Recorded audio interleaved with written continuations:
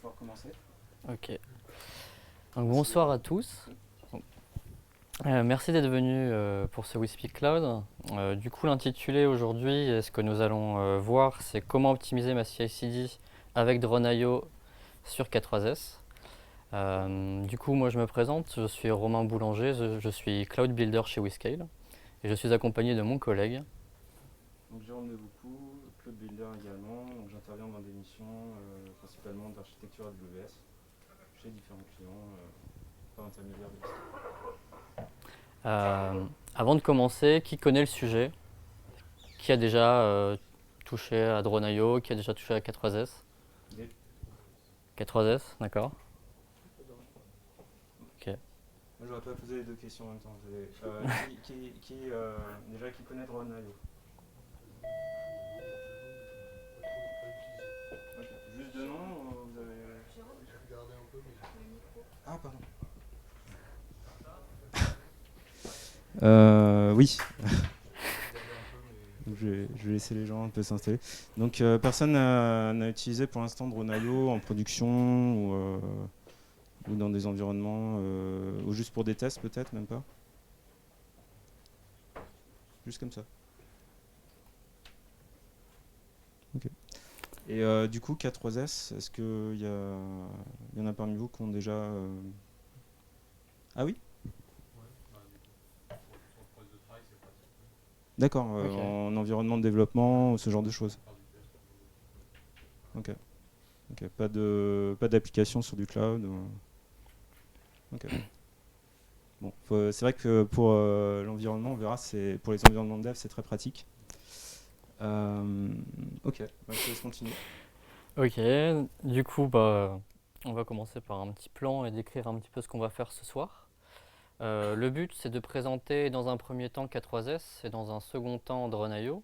Donc les deux produits séparément, qu'est-ce qu'ils font, quels sont les avantages, enfin, grossièrement. Passer sur une démonstration. Alors la démonstration, ça va être le couplage des deux et on va partir sur un déploiement sur le cloud, donc spécifiquement là sur AWS.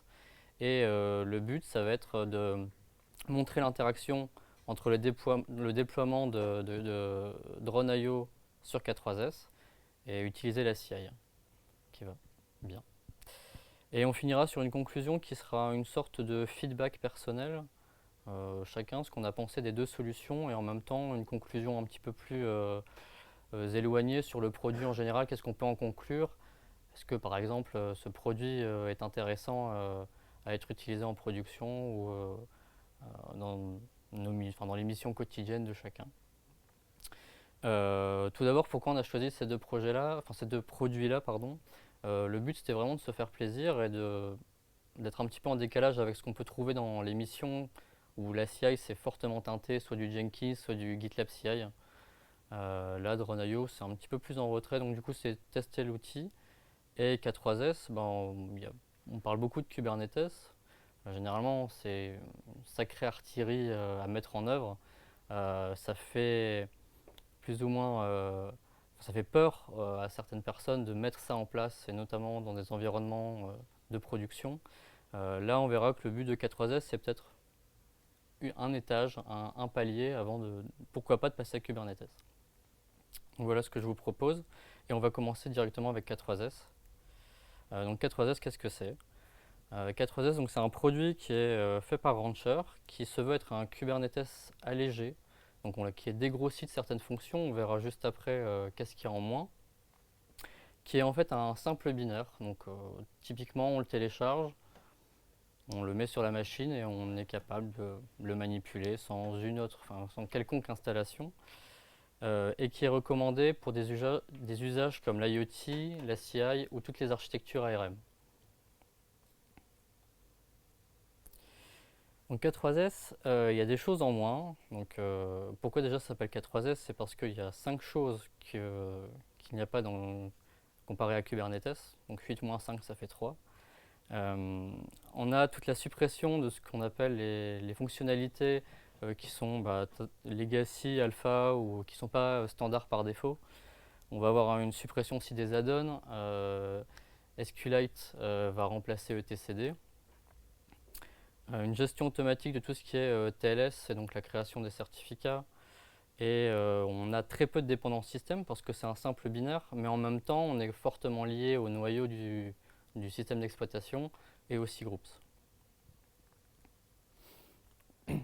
Et surtout, Docker est optionnel. Donc par défaut, quand on installe K3s, enfin quand on utilise K3s, on n'a pas installé Docker.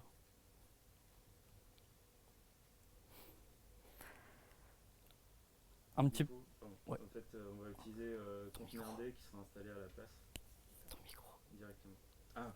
On utilisera contenerd à la place qui sera directement intégré à la place de Docker. Du coup, comment se positionne K3s par rapport à Minikube? Alors, différemment. Dans le sens où Minikube est un pur environnement de développement. Là où K3s a des ambitions plus de prod pour fournir un Kubernetes light pour des appliances IoT ou des usages où il serait pertinent de construire un environnement cube avec toute la nomenclature cube sur des machines qui nécessitent assez peu de ressources. On l'a vu, 50 MB plus 512 MB de RAM. Donc, après, donc c'est pas, enfin à ma connaissance, il n'y a que K3s qui prend cette optique-là. Là au Minikube, il y a d'autres environnements de dev dispo. Ok, on continue. Du coup, la K3s, comment ça marche? Je suis dans un cas, évidemment, je veux un master, je veux un nœud, un worker. On va donc télécharger sur deux machines différentes ou deux machines virtuelles différentes le binaire. Et le but, c'est que le master va générer un token. Et pour connecter ce nœud au master, il faut juste échanger un token avec la ligne que vous voyez juste ici. Donc c'est assez succinct et ça ne demande pas une configuration complexe pour faire tourner un K3s en master worker. Oui, alors ça c'est le schéma fourni par K3s qui permet de comprendre comment sont articulées les briques de base, donc qui sont reproduites. Donc on voit qu'il y a un K3s serveur qui est, en fait, c'est le même binaire mais donc il y a une configuration serveur pour la configuration de SQLite, des différentes briques de base comme l'API serveur.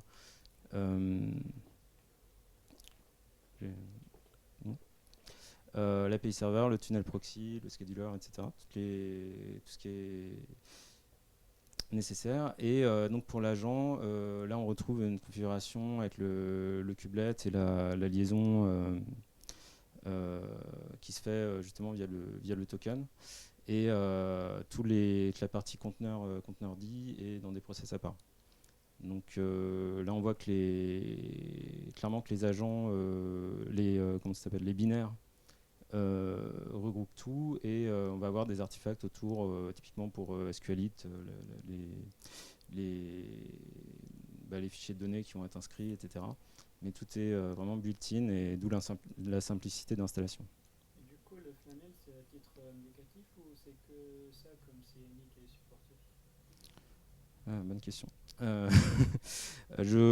Alors, c'est le composant par défaut. Donc c'est plus qu'indicatif, c'est comme ça. Après, il est possible d'en intégrer d'autres. Alors, pour Flanel, j'avoue que j'ai pas creusé les use cases de mise en place. Mais par exemple, pour SQLite, il y a la possibilité d'utiliser une base Postgre à la place. Enfin, voilà, c'est tunable. C'est juste le set de base, quoi. Oui, il y a différents paramètres à passer. Effectivement, on peut customiser en fait l'installation. Tout comme on devrait préciser qu'il y a une option Docker où là, du coup, on peut utiliser Docker à 4.6. Ça, c'est fourni avec le système.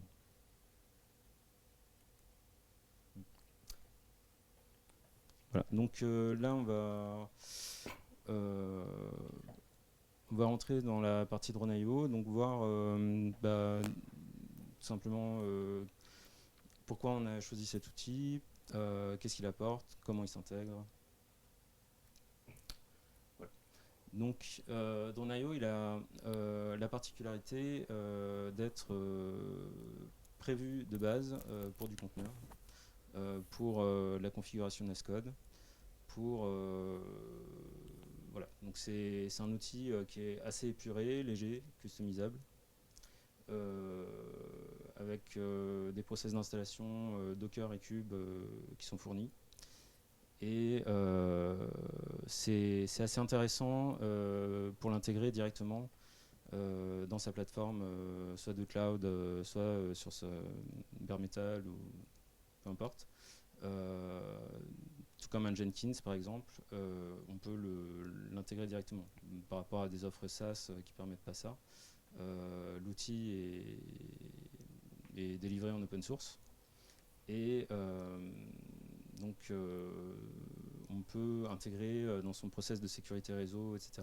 On peut vraiment prendre la main sur l'outil, parcourir le code et on verra plus tard qu'on a différentes options pour l'installer.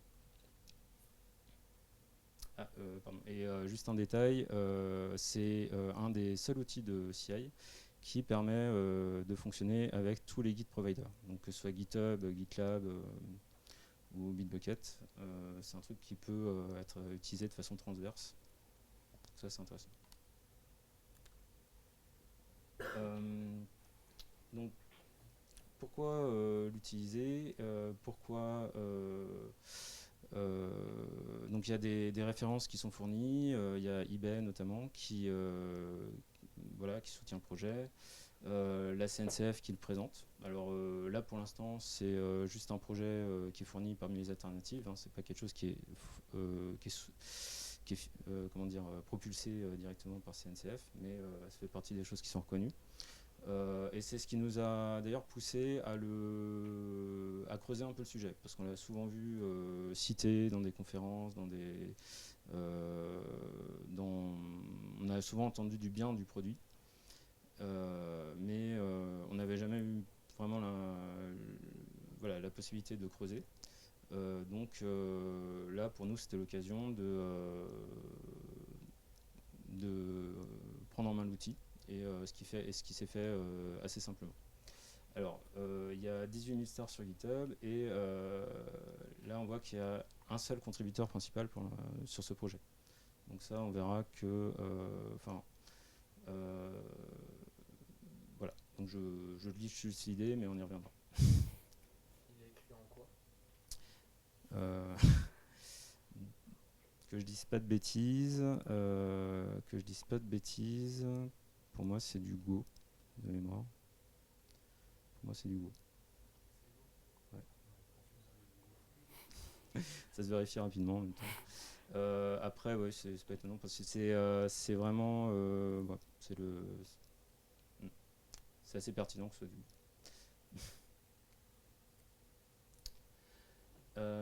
Alors, créer une app et oui, pardon. Donc, on va définir le processus d'installation pour l'intégrer, par exemple, dans notre cas d'usage. Donc, pour nous, on a utilisé GitHub. Donc, tout simplement, on a créé les clients Secret ID au niveau de GitHub. On les a renseignés à Drone.io qui, lui, via le plugin GitHub, synchronise les repos. Et donc ensuite, on a nos listes de repos qui sont présents. Et à ce moment-là, on est libre d'activer ou pas les repos pour les connecter à Drone. Donc c'est assez similaire, par exemple pour ceux qui connaissent, au fonctionnement de CircleCI ou Travis, ou finalement même de Jenkins, il y a un fichier de déploiement qu'on va renseigner, qui définit les différentes étapes pour lancer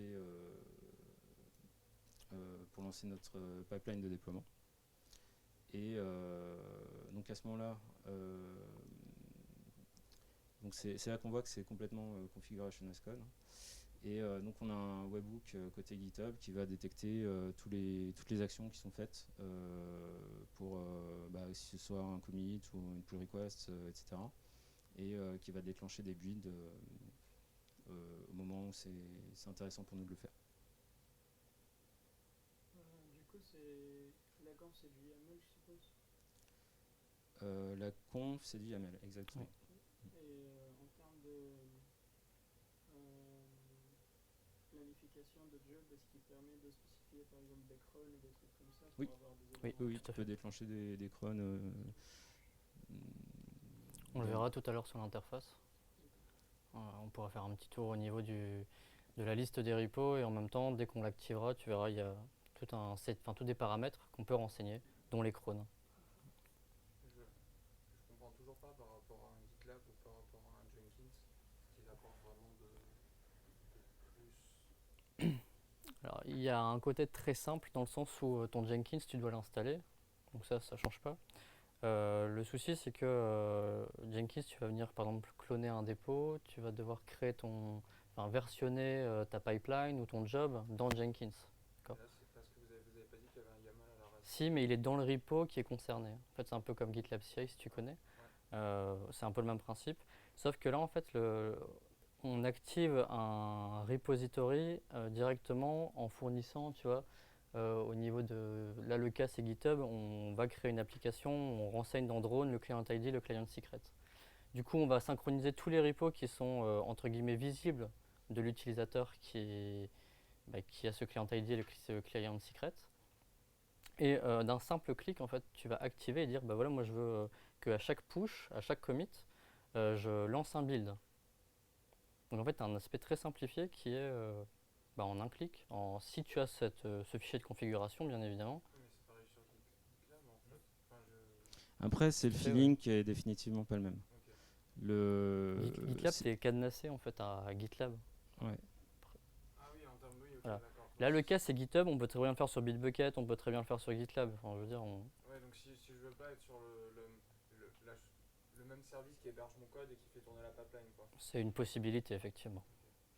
Après, il y a vraiment une notion très épurée et droite au but dans cet outil, qui est à double tranchant, hein. D'un côté, comparé à un Jenkins, où on est sûr que n'importe quelle fonctionnalité, on arrivera à la retrouver. Ici, c'est pas forcément le cas.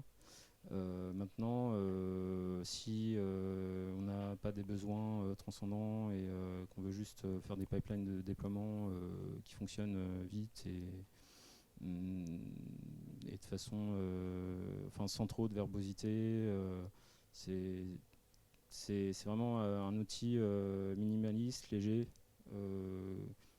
et qui fait l'essentiel qu'on lui demande, quoi. Dans la démo que vous allez faire, vous avez montré ce processus-là Oui, Oui, on bien va sûr. aller dans le détail là-dedans. Ouais. Il y aura une partie qui sera plus ou moins initialisée, mais on commencera la synchronisation des dépôts avec GitHub. Oui.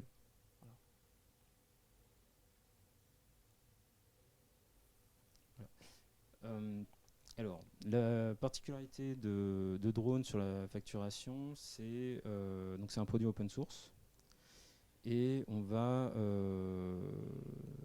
peut l'installer directement sur sa machine. Il propose donc il y a un repo GitHub accessible, il y a des images Docker, il y a des process pour l'intégrer dans Cube.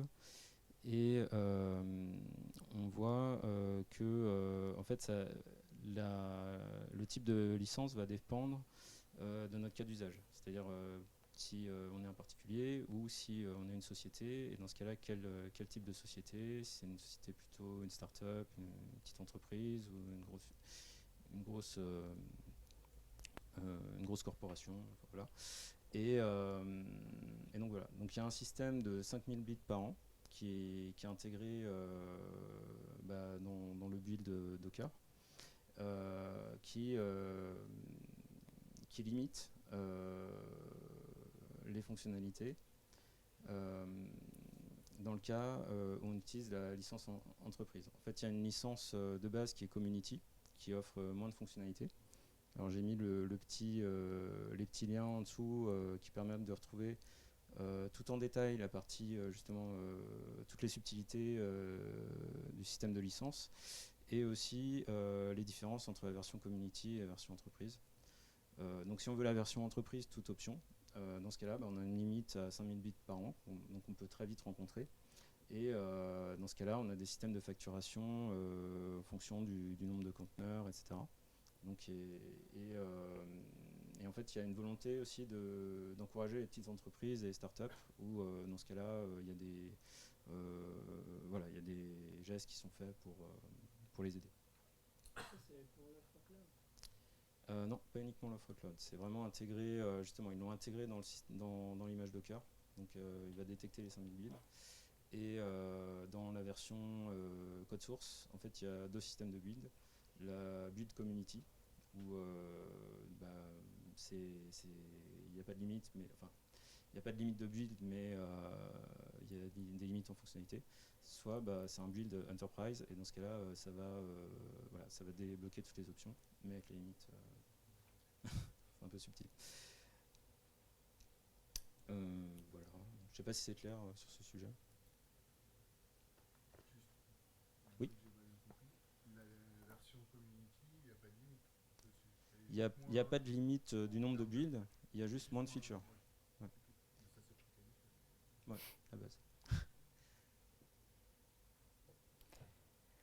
On va passer maintenant à la démonstration. Du coup, avant de vous montrer en live la démo, on va parler un petit peu de comment ça va se passer, les différentes étapes qu'on va faire. Donc le chemin d'installation. On va donc déployer d'abord tout ce qui est infrastructure avec Terraform et on va s'occuper de provisionner la machine avec Ansible. Donc typiquement comment ça va se passer avec Terraform, on va créer toute la partie réseau. On verra le schéma d'architecture juste après. Les instances et le DNS, on va utiliser Route 53 d'AWS pour avoir une URL un petit peu plus sympathique qu'une adresse IP pour atteindre Run.io. On va utiliser après Terraform pour générer un inventaire avec Ansible. Et cet inventaire, on va l'utiliser évidemment pour installer tout ce qui est base. Donc on va, sur notre master et sur nos nœuds, on va mettre K3s. On va aussi installer sur notre bastion qui est notre porte d'entrée SSH Helm. Et on va directement piloter le cluster depuis le bastion. Et on va installer Cert Manager qui va permettre de faire la gestion des certificats et communiquer avec Let's Encrypt pour nous délivrer un certificat HTTPS directement sur notre Drone.io. Et évidemment, on va installer Drone. Après, il y a une petite partie monitoring qu'on a inclus dedans, qui est l'installation sur le cluster de Prometheus Operator. Et donc avoir quelques métriques aussi de notre CI. Et Prometheus Operator embarque aussi pas mal de YAML avec des alertes préconfigurées, des métriques déjà configurées. Tout ce qui va bien. Le souci de ça, c'est que Drone expose un /metrics qui est protégé et on devra faire quelques petites manipulations pour créer un utilisateur qui est un utilisateur machine sur lequel on va récupérer son token.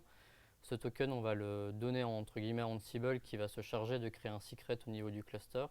Et c'est au niveau du cluster où Prometheus va obtenir ce secret, donc Prometheus Operator, et va pouvoir dialoguer avec le endpoint fourni par Drone.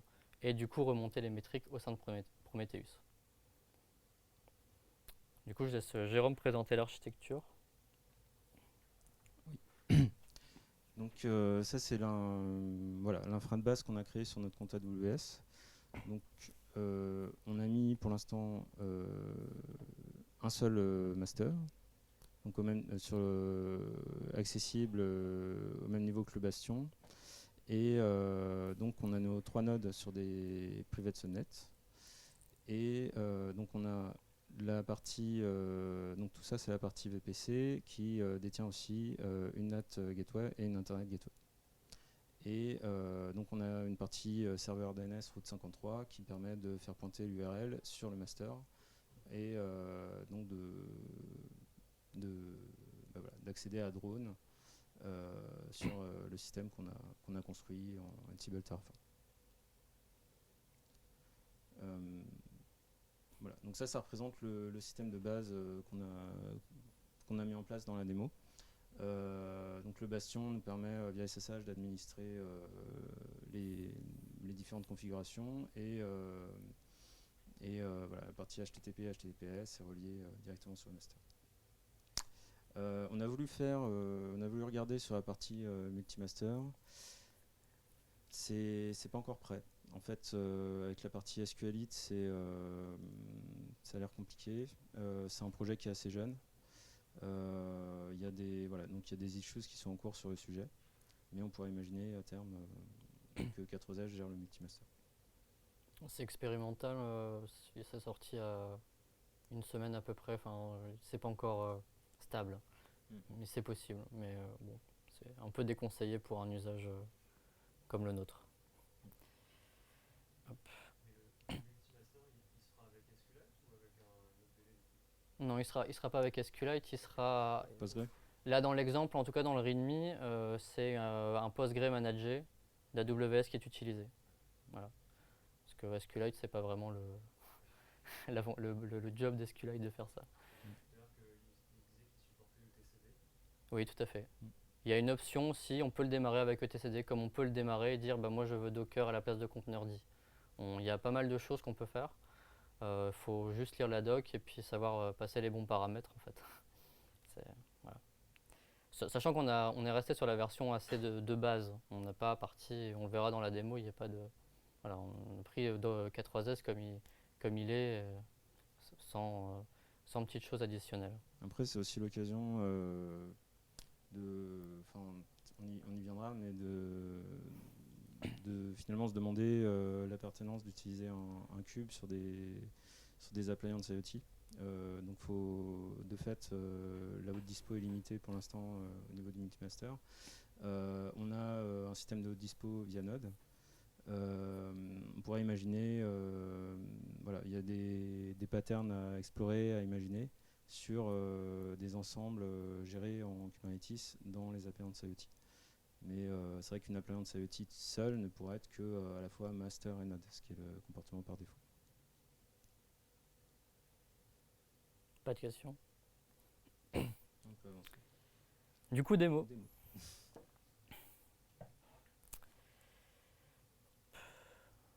Alors, je vais zoomer un petit peu.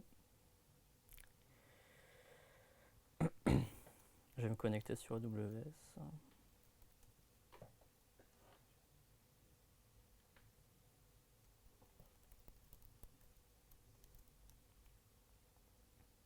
Ok. Du coup, si vous vous souvenez un petit peu sur le déroulé que je vous ai présenté, le but c'est d'abord. Hop, ouais. Par contre, moi je vois pas. C'est de créer les réseaux, donc le VPC et nos subnets. C'est ce qu'on va faire directement avec Terraform. Donc, le point slash, le contenu du. Là, tu t'es fait un script pour faire le Terraform plan. Ouais, bah justement, j'allais y venir. C'est là pour la base qu'on a mis en place. En fait, on a notre partie Terraform où tout est dans Terraform organisé sous forme de layer. On a une partie plus haut qui contient tout notre Ansible. On a nos configs qui sont sortis du repo et on a une suite d'éléments. Donc ça, là, on est dans la partie du code Terraform qui est lancé. Et pour répondre à ta question, oui, on a fait une suite d'exécution de scripts bash qui permettent de lancer séquentiellement, alors comme Romain l'a décrit, hein, le déploiement de la structure en Terraform par layer, ensuite la récupération des IP pour Ansible et les déclenchements des différents rôles Ansible. Donc là on a la partie subnet, route table, private subnet. Donc tout ça c'est géré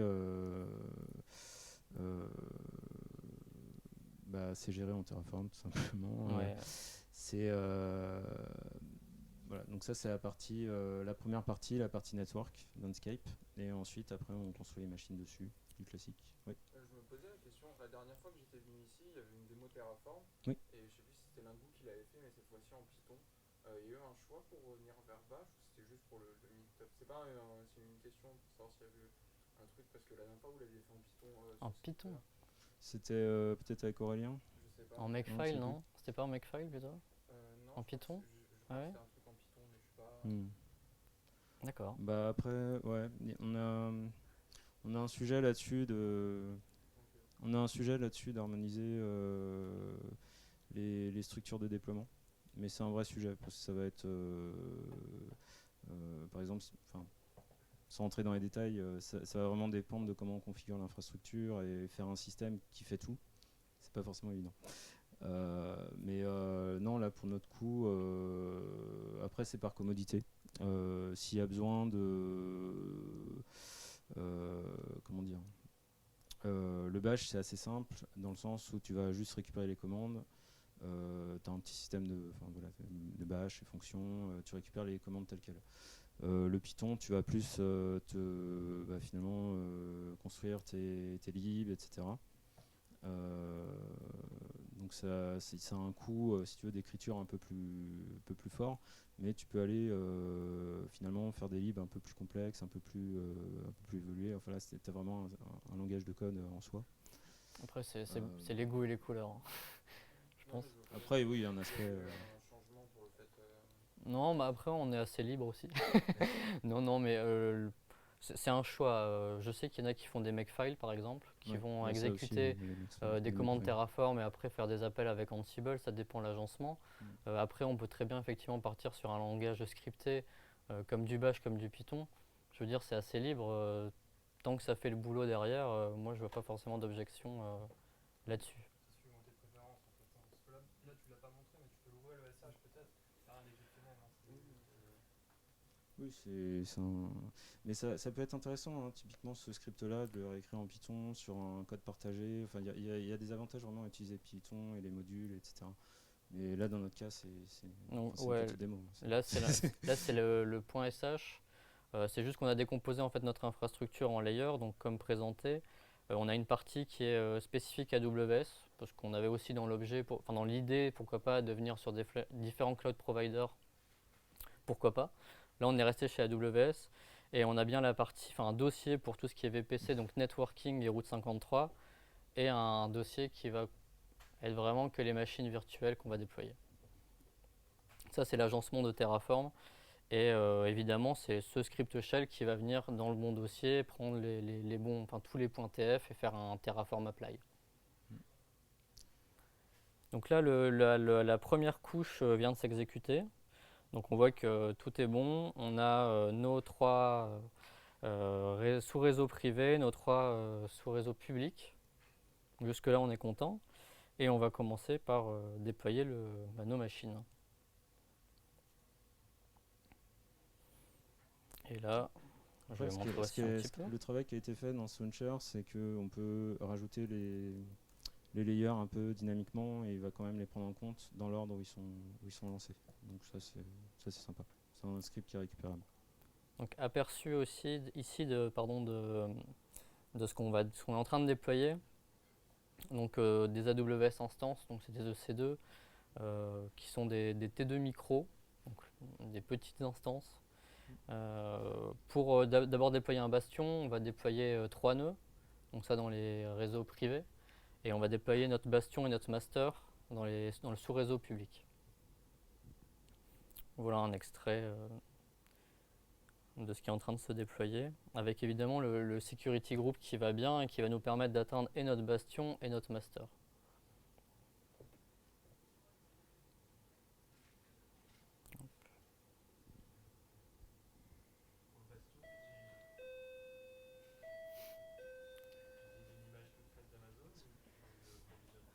C'est un Debian 9 classique qui n'est pas, on n'a pas utilisé Packer ou des choses comme ça pour rajouter quelque chose, c'est vraiment l'image de base sur laquelle Ansible va venir faire quelques petits ajustements après. Donc, voilà. Mais c'est un Debian 9. Ou 10 peut-être, je sais pas. Je sais plus. On verra. Voilà, donc ça vient de s'exécuter. Donc on a nos IP publics, nos IP privés. Et ce qui nous intéresse ici, c'est de générer l'inventaire pour Ansible. Donc là, c'est aussi une petite commande shell qui va venir chercher un output Terraform ici, qui va venir créer un fichier inventory sur lequel Ansible va se baser. sais pas si vous avez des questions là-dessus. Et du coup, tu peux nous montrer le output, Bien sûr. la générale? Donc, l'output, c'est ça. Et ce dont se sert Terraform, c'est ça. Donc l'Ansible Inventory. Ouais, d'accord. Voilà. Moi, ça m'arrive, alors je sais pas si je suis peut-être le seul à le faire, mais à créer des nulles ressources dans Terraform et dedans exécuter l'agent Ansible et ensuite pouvoir récupérer des paramètres comme les IP de connexion et gérer comme ça, c'est-à-dire ne pas utiliser une inventory que vous générez. Oui, c'est possible aussi. Je sais pas ce que vous en pensez. Utiliser le user data du coup. Non, pas l'user data, je fais une nulle ressource. D'accord, ah et oui, dans cette une nulle ressource. En Oui. fait, j'exécute le Ansible playbook et je lui passe des paramètres qui sont générés avec des variables Terraform, etc. Ouais, d'accord, ok. Oui, même dans ta méthode, c'est probablement plus dynamique parce que tu vas récupérer les IP des machines directement. Ah oui, non, c'est une bonne façon. C'est une façon de faire, oui. Dans ta méthode, tu peux exécuter ton playbook après coup ou pas? Oui, bien sûr. Oui. T'es pas obligé de le faire dans Terraform. C'est-à-dire. Ah, tu veux dire si une des IP a changé? En gros, c'est Terraform qui lance. Ouais, bah oui. Alors oui, vu qu'on est dans un cas d'instance, de toute façon, et qu'on n'est pas dans un cas d'autoscaling group, par exemple, on aurait pu passer à une génération dynamique d'inventaire, si c'est ta question. Voilà, là, c'était assez rapide de faire ça. On aurait très bien pu effectivement passer par un inventaire dynamique. Ouais. Ou une commande AWS direct au final. Récupérée par tag. Du coup, la partie Terraform, on a terminé. Et ce qui va nous intéresser ici, c'est de déployer tout ce qui est la partie base. Hop. Donc c'est Ansible qui s'en charge. On déploie dans un premier temps le cluster. Donc là, voilà, on est en train de télécharger les binaires sur chacun des nœuds, sur le master. Un petit peu long. Voilà, donc là, on va parser tous les différents rôles. Je sais pas si tu peux les montrer du coup. Ouais, Qui on va sont... revenir dessus. Hop. Ah non, je voulais dire les rôles. Ah, les rôles sur le. code. Pardon. Ok. Ouais. Dans Ansible, voilà. Ici, voilà. Donc là, en gros, ça va lancer tout sauf monitoring. Ouais, Donc c'est ça. il y a une partie, voilà, les différentes briques. Donc là, dans notre cas, on a utilisé Helm comme déployeur, avec les chartes Helm qui sont dispo, à la fois pour 4S et drone. Il y a une gestion des certificats via Cert Manager qui nous permet d'avoir le HTTPS au niveau de drone. Et voilà, une partie K8 test module. Donc on peut regarder un petit peu. Oui, bien sûr. Donc là, c'est l'exemple de ce qu'on va déployer ici sur le K3S Master. Ce qui est intéressant en fait dans le master, c'est qu'on va par exemple ici attendre qu'on ait le token pour ensuite le donner à l'exécution prochaine qui seront les nœuds. Comme on l'a vu dans le schéma, le master donne un token, enfin génère un token, et ce token il est repris par les nœuds et les nœuds vont utiliser ce token pour se connecter sur le master. Donc ça se fait en deux temps. D'abord j'exécute la partie, donc ce playbook, enfin ce rôle spécifiquement sur le master, et après je vais venir exécuter le K3S mais pour les nodes sur mes nodes. Voilà, donc on prend après aussi la cube config qu'on va venir mettre sur le bastion. On va aussi l'enregistrer parce que le but c'était de piloter l'intégralité du cluster depuis le bastion. Donc ça c'est un choix qu'on a fait. Hein. Après on peut très bien le piloter depuis le local, mais bon ça demande soit des ouvertures de ports, soit de faire des proxys ou d'un VPN. Enfin bref, on peut faire beaucoup de choses. Et le CRI-CTL aussi. Donc ouais. c'est assez amusant. En fait, le CRI-CTL, ça va être l'équivalent comment dire, de la ligne de commande Docker. C'est assez similaire. On peut retrouver nos conteneurs et finalement sans Docker et les manipuler. C'est basé sur le CRI, donc Container Runtime Interface. Et donc c'est intégrer, en fait, c'est au niveau du système de conteneurisation de Cube. Et en l'occurrence, c'est pas du Cryo, c'est du conteneur D. Mais c'est le même CLI.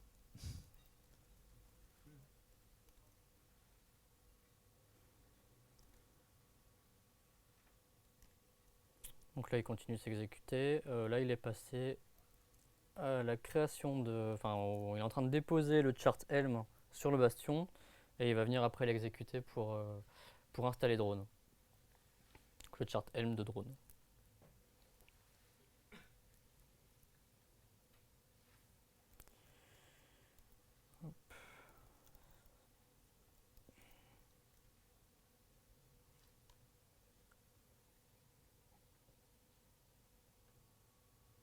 Là, on peut regarder peut-être le module drone. Ouais, on va peut-être faire un petit peu de. Ouais, on va regarder. N'hésitez pas à demander hein, ce que vous voulez voir en infra-code, comment c'est fait, tout ça. Pas de souci. Hein. Oui, oui, il est en libre service. Ouais. Ouais, on vous enverra le lien. Le à la lien, fin, ouais, on peut ouais. le récupérer et le lancer sur un compte AWS. Vous pourrez demain installer ça chez vos clients, il n'y a pas de souci. Direct. Bah, en l'occurrence, il y avait une citation d'IBM dans les années 70 qui dit personne ne s'est fait virer pour avoir choisi IBM. Mais là, si je me dis, si demain pour un client a choisi drone.io, on pourra toujours me le reprocher par rapport à Jenkins ou par rapport à GitLab, etc. Personne te verra pour avoir choisi AWS ou une techno. C'est ça en fait. C'est le... Drone.io, Pourquoi? Parce que c'est Après, spécifique. c'est parce que ça a l'air, enfin, ça a beau avoir 18 000 stars sur Git. après, J'avais entendu parler de Circle CI, j'avais entendu parler de tous les autres, Drone.io. Bon. toi, comment dire même si, enfin, c'est quoi ton rôle dans l'équipe en fait? Ouais, je suis DevOps consultant. DevOps consultant. Ok. Oui, donc tu as un rôle de conseil. D'accord. Il faut partir du besoin. Hein. Pas forcément Oui, c'est ça. besoin de drone.io. Faut voir le besoin chez ton client, s'il y a déjà des pipelines ou quoi. Enfin, Non, bien. CI/CD, t'as pas forcément besoin de. Oui, non, c'est un existant, mais je veux dire, si de base c'est un projet vide, là, par rapport aux outils existants, je vois toujours pas le. Oui, donc en gros, la question c'est est-ce que c'est pertinent d'installer ça chez un client et comment est-ce qu'on pourrait le légitimer en vrai? C'est un peu ça. Ouais, c'est un peu ça. Mm. On attend. On va creuser dans la conclusion, mais en deux mots, c'est ça. Après, c'est une question de méthodo. Faut trouver les bons leviers. Est-ce que connaître le produit, connaître ses limites, connaître ses avantages, et s'il y a une pertinence, une adéquation. Là, par exemple, pour un usage, si par exemple il y a un usage K3S qui se présente, une association K3S et Drone.io, c'est assez pertinent parce qu'on peut lancer les pipelines assez simplement. Les deux s'intègrent très bien en fait. Ceci dit, on n'a pas atteint la partie de la démo où on voit Drone.io dans la. Ah non, non, pas encore là. Non. Peut-être qu'on va comprendre ensuite pourquoi c'est bien d'utiliser Drone.io. Il y a une question. Peut-être pour faire écho aussi à la question de Oui. tu avais fait mention tout à l'heure d'un seul contributeur principal. Un seul mainteneur. Ouais. Oui. Oui. Bah, ça, c'est une question qu'on peut se poser. Ouais. C'est une question qu'on peut se poser, très légitime. Donc on y reviendra sur la fin, pour le coup. Pour la petite parenthèse, les stars sur GitHub, ça se fait aussi. Il n'y a pas forcément 18 000 stars légitimes sur le repo. C'est ça. Après, comme on l'a vu, il y a aussi des soutiens. Voilà. Il y a des soutiens, des bons avis. Effectivement, en le voyant, en l'utilisant, on s'est rendu compte qu'il marchait plutôt très bien. Que le produit était mature. On n'était pas dans un cas où rien ne marchait, quoi. Et après, c'est une question. Enfin, je veux dire, un choix d'outils dans une société. Enfin, ça se concerte. c'est nous en fait on a pris ce projet-là pour pouvoir justement avoir l'occasion d'expérimenter l'outil et pouvoir faire un retour d'expérience dessus. Et Oui. l'expérience est globalement positive. Et c'est finalement notre discours. Moi, j'ai envie de te dire, après, je sais pas, effectivement, peut-être que tu te dis, bah, j'installerai peut-être pas Drone.io demain chez mon client. Peut-être que moi, je te dirais exactement la même chose. Mais en tout cas, c'est comprendre un peu comment est fait le produit. Et en fait, si ton client a par exemple différents repos, il a du GitLab, il a du GitHub, il a en même temps du Bitbucket, pourquoi pas c'est pertinent ici de choisir Drone.io parce que ça se démarre vite, ça s'initialise vite et ça se connecte à un petit peu tout. Après, si ton client il est sur du GitLab, effectivement, ça n'a aucune pertinence de partir sur du Drone.io. Autant faire du GitLab CI à fond les ballons, et puis voilà. Moi, je suis tout à fait d'accord. Hein. Il n'y a pas y a pas d'évangélisation et dire Drone.io, c'est super, c'est un bon produit, mais il faut à chaque fois comprendre le besoin et savoir le mettre en œuvre. À ce propos, GitLab CI, vous avez des échos de tests avec K3S pour Absolument pas. Non. Alors j'ai fait du GitLab CI, j'ai fait du K3s. J'essaie d'imaginer la symbiose des deux. Mais Créer un cluster Kubernetes à l'intérieur de. en soi, pour moi, il n'y a pas de. Oui, c'est ça. Donc, c'est par exemple exécuter en termes de workers, enfin se connecter à un cluster pour exécuter les workers. ne pas être obligé de monter un cluster cube. Jamais fait, non. Donc, je sais pas. En fait, K3S, c'est quand même très léger et très simple à installer en tant que cluster. Un cluster cube normal, c'est plus compliqué. Or, pour GitLab CI, pour les runners, je ne peux pas monter un cluster cube complet, puisque on peut monter un cluster K3S. Non, pour installer dessus toute la série. Pour l'ensemble du GitLab, c'est pas juste pour Non, c'est juste les runners. Les runners principaux. Ouais, juste les runners. Ouais. les rondes à part. Mais j'ai jamais testé. Donc, Alors le temps que j'y pense, oui, j'ai vu un cas client qui utilisait K3s avec GitLab et qui fonctionnait très bien. ok. D'autres questions? Juste pour l'avantage qu'on a de Drone.io, si on a GitLab, GitHub, etc. Ouais. Au final, c'est de se dire que ça va être compatible partout. Ouais. Si on faisait Jenkins, pareil. Oui, Oui, mais Jenkins Jenkins, est plus compliqué à mettre en œuvre. Tu vois, il y a. Bon. En fait, pour peut-être pour comprendre un peu pourquoi est-ce qu'on a creusé ce produit, on voyait, moi personnellement, je voyais effectivement la team Jenkins, la team GitLab, la team CircleCI, etc. Et finalement, ce produit, j'avais envie de le connaître et je le voyais très peu représenté. Et moi, je retrouvais un feeling assez proche de CircleCI finalement. Mais ce qui m'a frustré avec CircleCI, c'est que tu as une solution SaaS qui est qui est de facto. Et pour intégrer le système vraiment dans son provider, tout verrouiller en termes de sécurité, etc. Quand tu as des problèmes de sécurité assez fortes, finalement, tu en arrives à ces questions-là. Et Circle, c'est le ticket d'entrée pour l'intégrer en SaaS, sur son cloud, c'est assez compliqué. Là où avec Drone, en fait, je retrouvais vraiment le feeling simple de Circle et en même temps, je pouvais tout gérer dans mon infra, verrouiller comme je voulais. Donc c'est ça qui finalement moi m'a plu dans le produit. Après, si vous avez encore peut-être des questions là-dessus, peut-être en poser à la conclusion, parce que là on est en train limite de conclure. On n'a même pas vu le produit. J'avoue. Bonne question. Non, mais les questions sont très, très bonnes, hein, pas de souci. Du coup, je reprends un petit peu le fil. On a déployé donc toute notre infrastructure avec Ansible. Là, je me suis connecté sur le Bastion. Donc sur mon Bastion, j'ai installé le binaire kubectl, j'ai exporté ma configuration de mon cluster, donc je vais être capable de dialoguer avec mon cluster.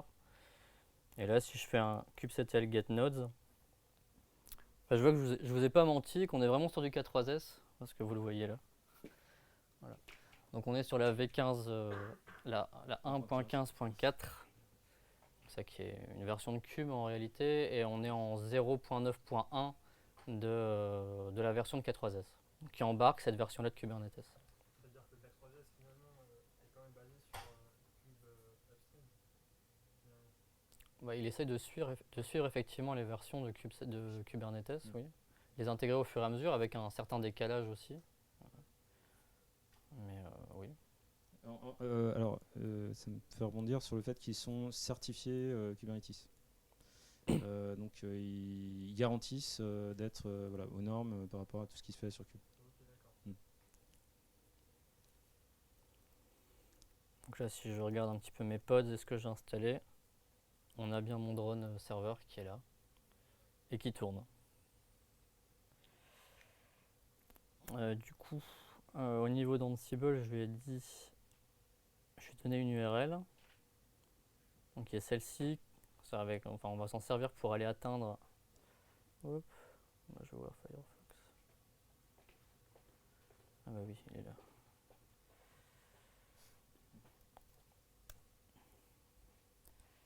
Je vais atteindre mon drone. Alors, tout d'abord, avant de jouer avec drone, j'ai donc mon URL qui est bien rattaché à mon master. Donc c'est mon master qui communique, mon master K3S qui parle. J'ai un certificat qui m'a été délivré. Donc voilà, par Let's Encrypt. Si on regarde un petit peu plus, voilà. Il a été délivré aujourd'hui et il dure 3 mois. Ça, c'est Let's Encrypt.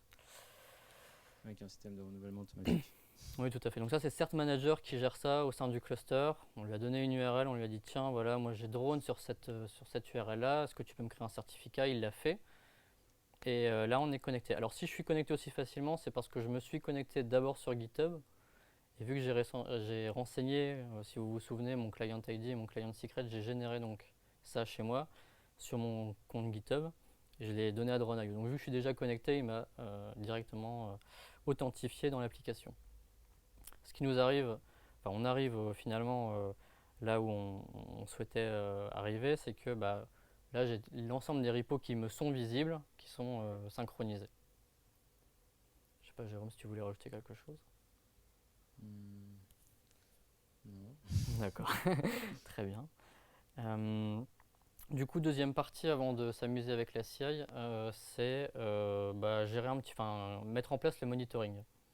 Donc comme je vous l'ai dit juste avant, c'est que le monitoring, le endpoint de drone, il est sécurisé au sein du cluster. Prometheus ne peut pas l'atteindre directement parce qu'il aura un beau 403. Et du coup, on sera incapable de collecter les différentes métriques sur notre drone serveur, ce qui est un peu dommage. Donc du coup, ce qu'on va faire, c'est qu'on va se connecter au drone distant en CLI. Hop. Donc là, je mets toutes mes infos. Et je vais venir créer ici, avec cette ligne de commande, un user Prometheus qui est un user machine qui va nous servir à générer un token. Et ce token, en fait, on va le donner au cluster. Et c'est le cluster en fait qui va créer un secret au niveau de Kubernetes, le donner à Prometheus Exporter et dire bah voilà Prometheus Exporter, tu peux interroger ce endpoint avec ce secret. Donc voilà, moi j'ai généré un secret ici, je le récupère. Hop.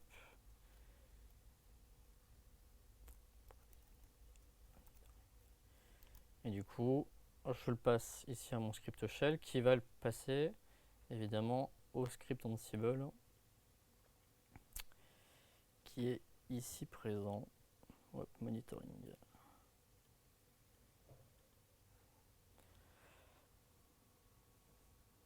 Donc voilà, en gros, on s'assure au tout début que on a bien passé le secret de drone et on va installer tous les CRD qui vont bien. On va passer le dossier avec le chart Helm qui correspond à Prometheus Exporter et on va lui demander de l'installer avec Helm. C'est ce qu'il est en train de faire juste à droite.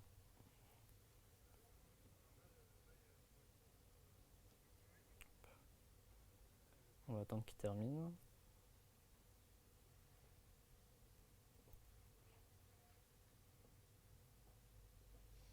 Donc Donc le Prometheus Operator, il nous permet voilà, d'intégrer toute la config, que ce soit Prometheus, Grafana, tout packagé, via les systèmes d'opérateurs fournis par Cube. Donc là, j'expose pas Prometheus en dehors de mon cluster. Du coup, ce que je vais faire, c'est que je vais faire un proxy sur mon bastion et je vais me connecter je vais forwarder après le port qui m'a été proxifié par Cube sur mon bastion pour l'avoir en local.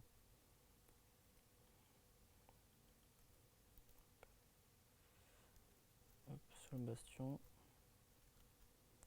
Forward ici.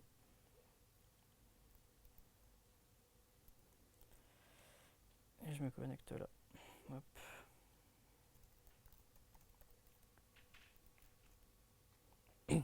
Et là, j'atterris sur mon Prometheus.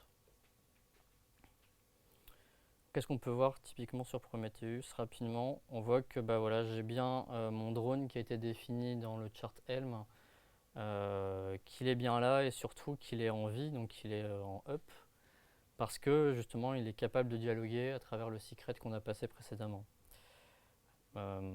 Après, au niveau des alertes, on en a désactivé plusieurs, parce que par exemple il n'y a pas etcd, donc ça sert à rien de mettre des alertes sur etcd, surtout que ça va dire que ça marche pas, effectivement il n'y a pas etcd sur le cluster.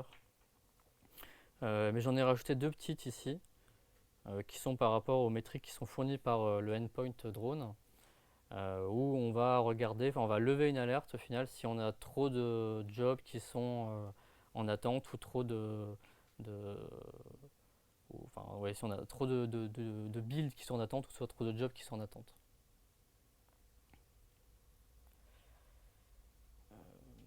Ça c'est pour la partie métriques. Je ne sais pas si vous avez des questions. Après on passe à la démonstration de la CI en tant que telle. Pas de questions. Hop. Pour vous c'est clair vous connaissez tous déjà Prometheus, Grafana, comment ça fonctionne?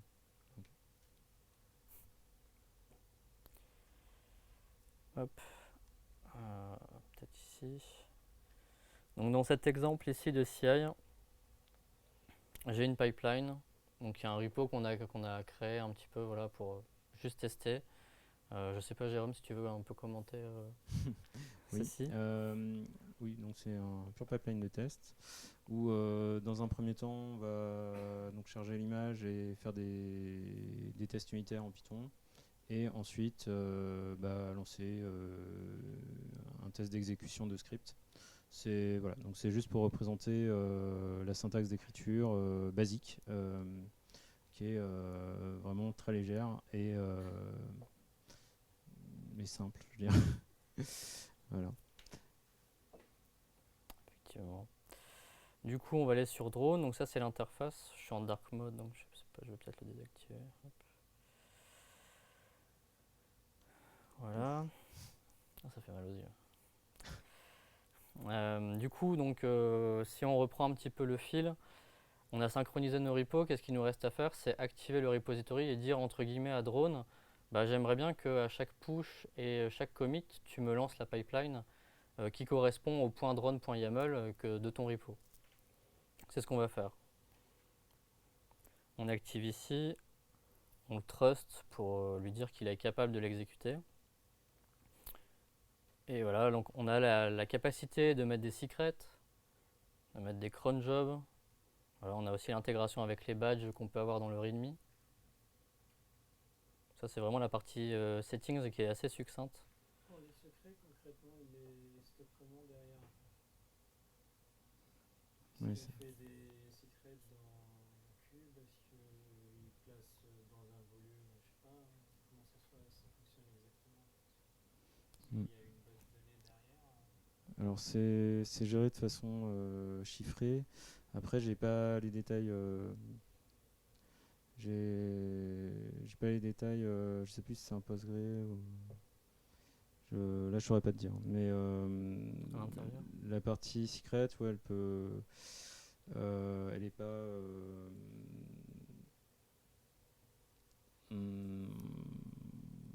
Ouais, on n'a pas creusé au niveau du comment est-ce qu'il chiffrait derrière.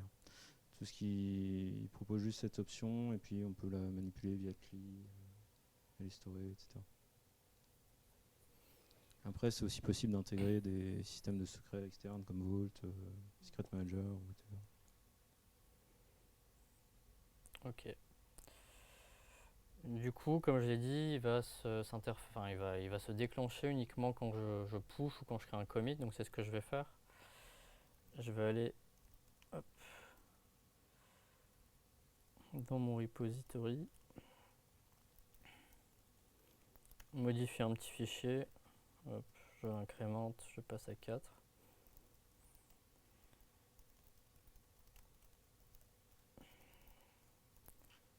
Je viens faire un commit, donc un nouveau commit, comme si j'avais commité du code. Hop. Et je vais venir le pousser. Donc là, je suis vraiment sur du GitHub. Hein. C'est un repo qui est dans GitHub. Et voilà. Donc là, il a détecté. C'est donc GitHub a créé un webhook et dès qu'il repère certaines actions, comme là un push, il va venir taper sur l'URL qu'on lui a fournie, donc celle que vous avez juste en haut, et lui dire bah voilà, lance la pipeline correspondant à ce projet. Et donc si je clique dessus, on voit qu'il clone. Là, il est en train de tester, donc il installe pas mal de choses et de dépendances Python.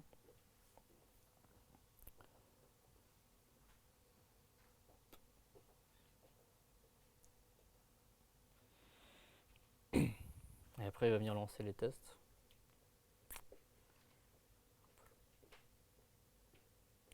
Donc voilà, vraiment une interface assez minimaliste et qui fait ce qu'on lui demande sans plus. Après, il y a, évidemment, hein, là on a pris un pattern très très simple, mais il y a des différents systèmes de holding, de scénarios qu'on peut mettre en place pour le déploiement des pipelines.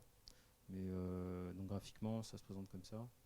Et là, par exemple, on voit qu'il attend d'avoir fini le test avant d'exécuter dans le scénario de base. Mais on peut aussi faire des jobs en parallèle, ce genre de choses. Ah, gagné. Oh, bon. Okay. Donc là, on a l'exemple où ça. Là, on a l'exemple où ça marche pas. Il fail et il arrête le pipeline en cours. Là, bon. Tu peux peut-être tenter un restart. Ouais, on va peut-être essayer un restart. C'était quoi l'erreur là? C'est une dépendance de Python, je pense, qui était pas. Ouais. Ouais, ça marchait en dev, ça marche pas en prod. C'est ça. C'est la CI, voilà, tout à fait. Peut-être que notre code il est pas bon. Hein. Si. Bah ça, c'est les tests unitaires. Ouais, c'est les tests unitaires. Ouais. Alors, ce qui est intéressant, parce que là, il va prendre un certain temps à repasser les tests aussi, c'est de voir ce qui se passe côté cube quand il vient créer une pipeline. Et c'est de voir qu'en fait, bah, les jobs qui sont générés sont des jobs en cube et sont en même temps des pods. Donc on a pour chaque exécution un pod qui va être créé, qui contient les conteneurs qui sont précisés dans le drone.yaml. Oui. Non, on n'a Non, pas pas fait du ça. tout. C'est quoi, c'est un plugin drone, c'est ça?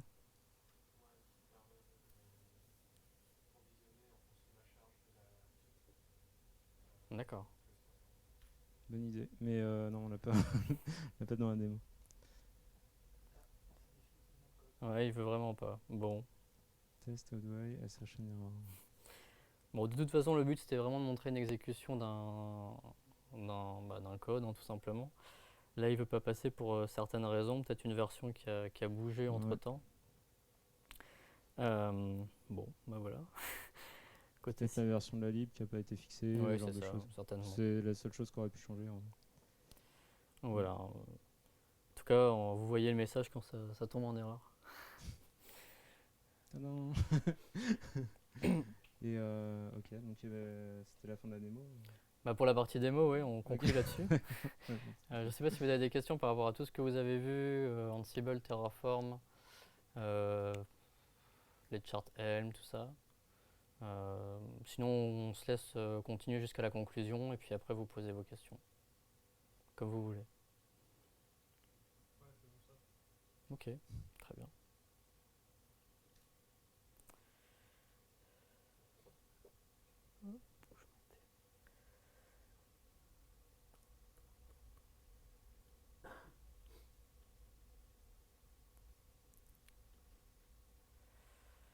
Hop.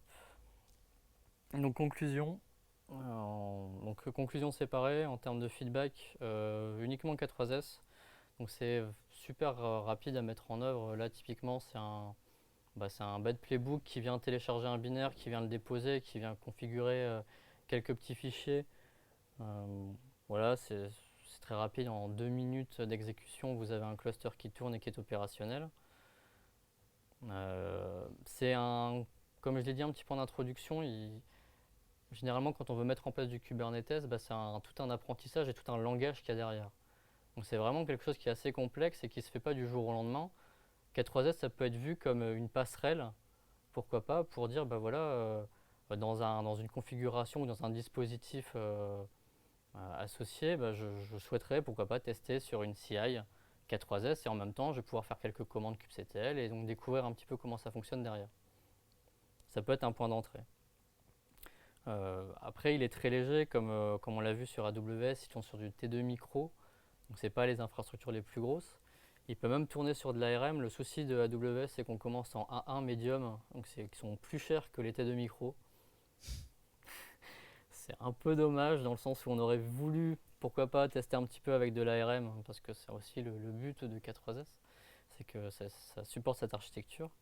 Mais en même temps, voilà, pour des questions de coût, c'est peut-être pas la solution la plus optimale. C'est un produit stable, il n'y a pas forcément eu de soucis ou d'erreurs rencontrées à travers toutes les installations qu'on a pu faire, tous les tests qu'on a pu faire. Je trouve que c'est relativement stable quand même. Le seul petit point négatif, c'est effectivement que, alors ça vient de changer il y a quelques semaines où la fonctionnalité est en expérimentale, mais c'est qu'on n'a pas de multimaster. Donc on n'a pas de haute disponibilité, ce qui est un peu problématique quand on veut exposer un cluster en production. Donc si vous avez fait attention, en fait, dans l'infrastructure, on a 3 sous-réseaux publics et en fait on n'en utilise qu'un. À la base, on pensait que K3S, on pouvait créer 3 masters et être hautement disponible, sauf que évidemment ça s'est pas avéré exact. Mais bon, on garde espoir et pourquoi pas une prochaine fois. Donc en conclusion, K3S voilà, c'est un bon, un bon outil pour démarrer dans le monde Cube.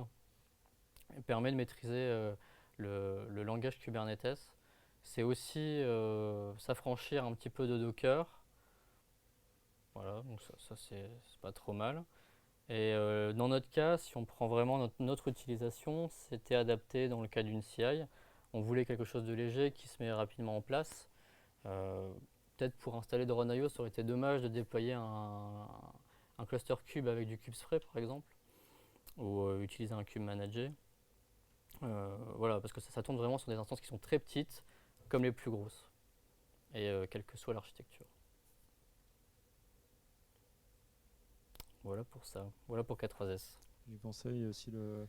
Alors en bas, c'est la phrase qui est présentée par K3S pour expliquer. Par Rancher en fait pour expliquer K3S, une distribution Kubernetes certifiée conçue pour les charges de travail de production dans des emplacements distants, sans surveillance, à ressources limitées ou appliance IoT. Ça peut donc voilà, donc ça c'est la présentation du produit par le fabricant et donc ça peut être utile, on l'a vu pour la CI, pour l'aspect FinOps quand on a besoin de garder la nomenclature cube mais en réduisant les coûts. Donc des appliances IoT mais d'autant plus il y a une notion de cluster. Et donc pour moi c'est un sujet qui a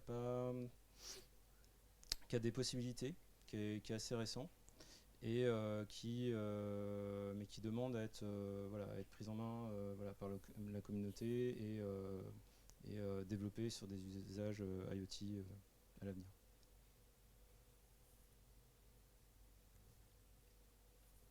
Et donc là, on va procéder un peu de la même façon sur Drone, en donnant d'abord notre feedback personnel et ensuite une conclusion vis-à-vis du produit.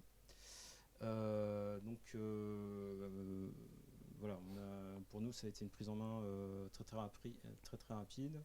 La partie, les docs de base sont très clairs. Pareil, hein, en quelques commandes, on a nos pipelines qui tournent, c'est vraiment fluide. En point, donc là on a fait l'application GitHub, mais il y a aussi les autres GitLab, etc. Mais on a vu qu'avec GitHub il y avait une intégration très forte qui se faisait, dans le sens où là je sais pas si on peut voir, mais on a les hooks en fait qui nous renseignent sur l'état des builds au fur et à mesure directement sur l'interface GitHub. Donc c'est vraiment très lié et Très intégré en fait. très intégré, Ouais. c'est ça. Et donc ça c'est plutôt un très bon point pour le produit. Oui. Il n'y a pas GitHub Action qui permet. Ah bah oui, GitHub Action. Mais il y a, Non mais là t'as juste besoin de mais, rien faire en fait. GitHub Action c'est du SaaS. C'est pas les mêmes. C'est un autre. Après, tu pourras dire, il n'y a pas Jenkins 6, c'est vrai que dans le domaine des CI, tu en as pléthore en ce moment. Voilà, donc nous, vraiment, le sujet, c'est un sujet, on l'aborde. On n'est pas en train de dire que c'est le meilleur produit pour faire de la CI, mais vraiment, cet outil existe, il fonctionne bien pour faire le job. Il le fait simplement et de façon très fluide. Donc c'est plutôt positif. Voilà. Donc, alors, là, je passe un peu aux trucs qui nous ont pas inquiétés, mais voilà, qu'on pourrait le relever. C'est sur la partie documentation où c'était finalement il n'y avait pas forcément, il y avait peut-être un peu des manques ou des manques d'update notamment. Sur des choses qui n'étaient pas forcément à jour. On est aussi dans le cas où, vu que c'est un produit un peu, avec peu d'utilisateurs, on peut se retrouver dans des cas où on se retrouve seul face au problème, à faire des PR ou des choses comme ça. Donc ça, c'est voilà. Ce sera moins le cas pour Jenkins ou GitLab. D'accord. Il y a l'aspect, il y a un seul mainteneur principal pour le projet. Et donc ça pose des questions sur la passation si la personne ne s'en occupe plus. Parce que c'est celui qui fait grande maille 90%, voire 95% des commits qui sont faits pour vivre le produit. Donc tant que le principal mainteneur est là, c'est bien. Maintenant, voilà, on peut se poser des questions à l'avenir là-dessus. Donc voilà. Donc c'est un outil qui est après sur la question de se dire est-ce que je vais le mettre ou pas. C'est un outil qui a une empreinte assez faible, hein, qui peut être qui n'est pas forcément une grosse charge à déployer et qui peut voilà, qui nécessite pas beaucoup d'efforts pour être mis en place.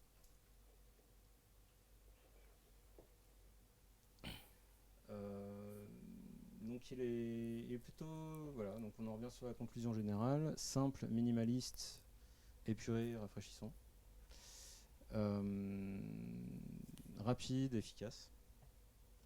Donc tout ça, c'est un ensemble de très bons points. compatible avec tous les guide providers et il y a notamment un certain nombre de plugins qui sont à disposition, donc l'autoscaler par exemple, et pas mal de plugins qui sont liés à les cloud providers comme AWS ou GCP. Donc voilà, donc il y a pas mal de choses pour nous aider vis-à-vis de l'outil de base. Du coup, pas de AKS. Pas de Azure. Ah, j'ai pas fait attention s'il y avait du Azure, mais ah, Pas sur du 4OS, enfin, ça se déploie sur du cube matriculairement, quoi. Non, c'est mais ça. la question là, c'est plus, je pense, quand on parle de plugin, on parle d'installation ici. Pour moi, on Ouais. parle plus de modules de déploiement. ou Oui, de c'est ça, modules tout De à cas fait. spécifiques. Un peu Alors, les autres, c'est comme si, c'est ça, oui, dans l'absolu, c'est ça. On pourra le brancher, vu que c'est un système qui est qu'on branche, enfin c'est du Linux quoi. Donc on peut le brancher sur n'importe quelle machine ou du cube. Comme tu dis. Et mais après, oui, c'est pour des aides aux intégrations des produits existants. Et moi, ce que j'ai vu, c'est ce qui ressortait principalement, c'est AWS GCP. Mais après, Azure, faut regarder. Je sais pas. Euh, voilà, donc globalement pour la présentation du produit, il est, il a quand même un certain nombre de points positifs. Donc là, on va pouvoir attaquer la partie peut-être questions, approfondissement. Tout à fait, ouais. Si je sais pas si vous avez des questions du coup vis-à-vis sur du. Si on aura des liens pour le code. Oui, Ah, bien sûr. Bonne question. Hop.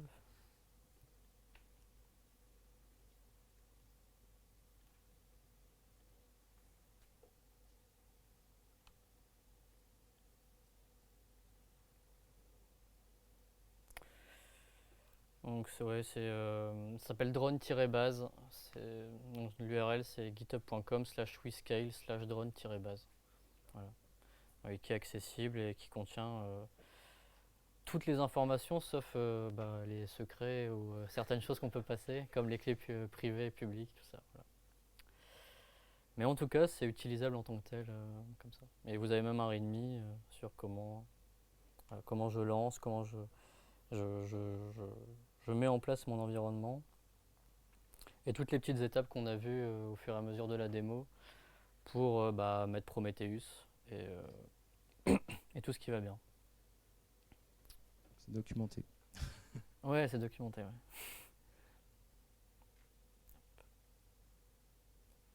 Voilà pour les repos. Et dans la partie config, il y a un modèle en fait de. Si je passe sur la partie config. Il y a donc il y a un fichier modèle de mygroup. Ah oui, tu vas voir mygroup. Voilà, qui renseigne un peu les formats des variables que vous avez passées. Et donc pour la partie exécution du CLI AWS, il faut donc avoir un compte et les clés juste pour lancer le produit. Et voilà. Et du coup, les variables pour GitHub, quand vous disiez que Oui, d'abord avoir fait faut son un GitHub compte et- GitHub aussi. Ouais. Tout à fait. Où est-ce qu'on le rend Alors, ouais. Ouais, et c'est dans config aussi. Non, je veux dire, dans le code, il y a des variables. Ah, dans le code, d'accord. Alors ça, c'est la partie Ansible, parce que c'est pas Terraform pardon, qui va ici. le faire, Coupe-vers. et c'est ici. Hop. D'accord. Donc en fait, ce qu'on dit en fait dans le README, c'est on a créé un all.template.yaml qu'il faut dupliquer et renommer all.yaml, et on renseigne toutes les informations qui sont ici. Voilà. On peut même upgrader et passer sur une version de K3S autre. Le souci, c'est que ça pourra peut-être plus forcément marcher, mais en tout cas, voilà. D'accord. Et du coup, de l'autre côté, sur GitHub, GitHub. ça se crée dans. Alors, très facilement, c'est ça, ici. oui, hop, dans Settings. Et après, j'imagine. Oups. Ouais, on les a déjà vus. Ah, d'accord. On va échanger après. Ici, une OAuth app, une drone-4S. Et en fait, je prends ça, hop, et ça ici.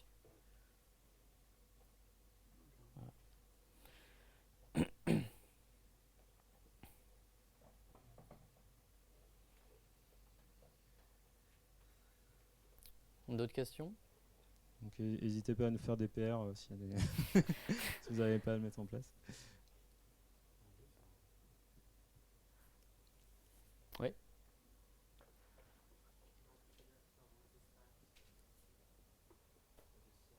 Oui.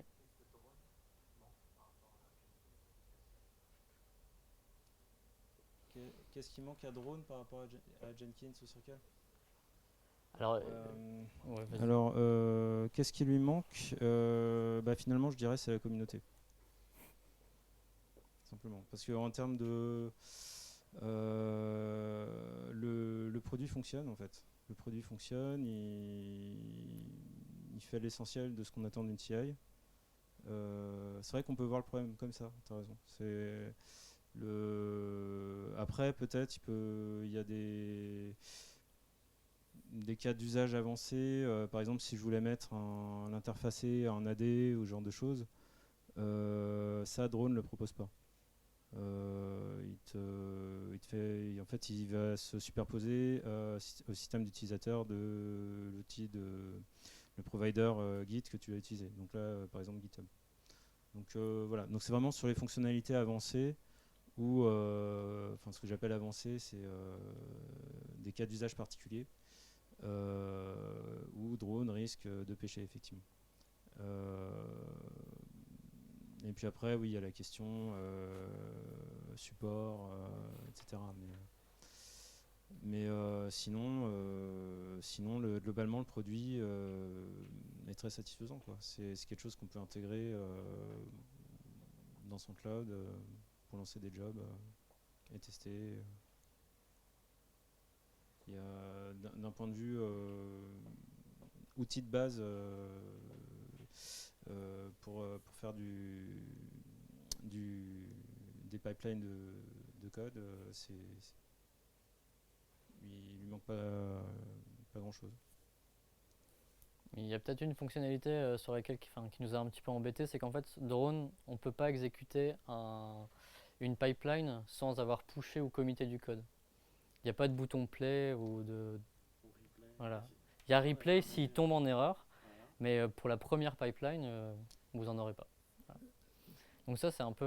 voilà. Bon, c'est pas une limitation dans le sens où c'est vraiment pensé pour dès qu'il y a un commit ou dès qu'il y a un push, Drone va déclencher son pipeline. Mais bon, généralement, quand on aime bien itérer et tester facilement, créer un fichier à côté, bon, c'est un petit peu embêtant. Et on pourrit un peu l'historique Git. Voilà.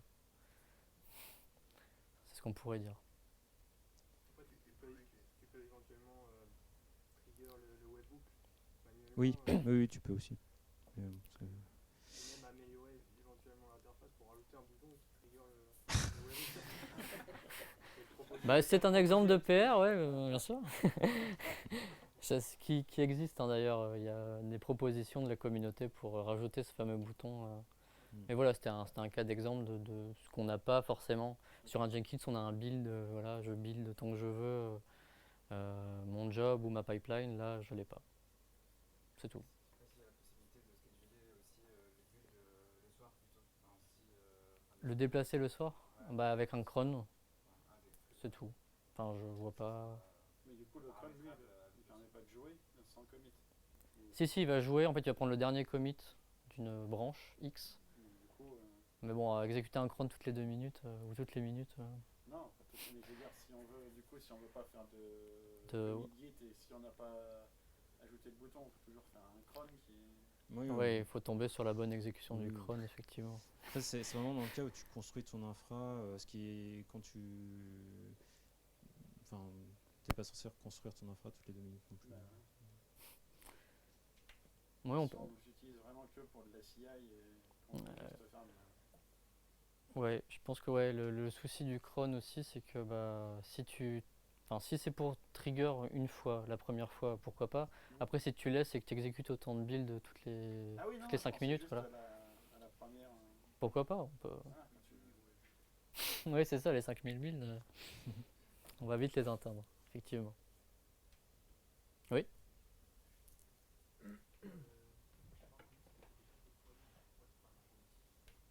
Oui.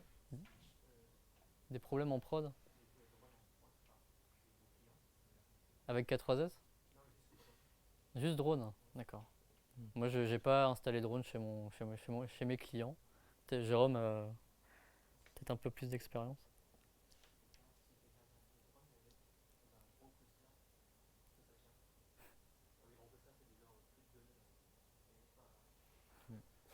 On en a 3. Oui, bien sûr. Là, Non, en mais je fait, rigole. nous, c'était pas l'ambition du projet. On a juste eu des retours positifs par rapport à ça, mais on n'a pas plus. Nous, on n'a pas de garantie par rapport à des grosses charges ou des retours de prod clients. Mais dans l'absolu, dans l'absolu, même un client avec comment dire, il y a pas de au final c'est de l'exécution de script. C'est de l'exécution de script, donc la question sera lancée effectivement beaucoup de conteneurs en parallèle, beaucoup de jobs en parallèle. Donc ça vraiment c'est à tester. Donc ça on n'a pas de retour direct là-dessus. Ce qu'on peut te dire, c'est que voilà, il pèse pas, enfin, il faut pas une grosse architecture pour le mettre en œuvre. Est-ce qu'il tient la charge après? Ça, c'est une bonne question. Je pense qu'il faut le tester. Pourquoi pas faire des tests de charge avec, et puis voilà. Mais d'expérience, nous deux, on n'en a pas forcément. Le but, c'était vraiment de tester un produit qui est vraiment différenciant de ce qu'on peut retrouver en termes de CI chez nos clients, et voir un petit peu ce que ça apporte et faire voilà, un petit retour d'expérience par rapport à ça. D'accord.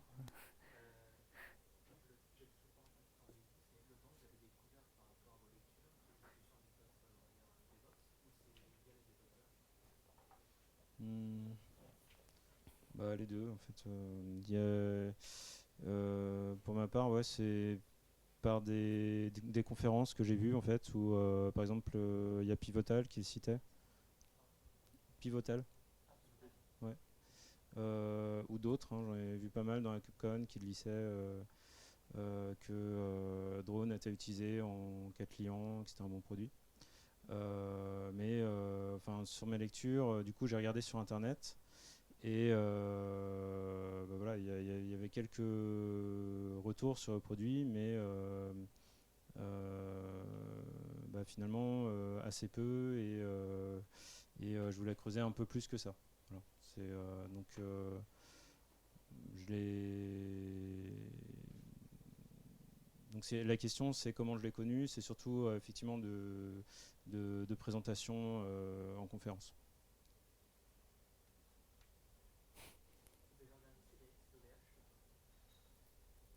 CDS d'OVH. Oui. J'ai vu l'information et j'ai pas eu l'occasion de tester. Ouais.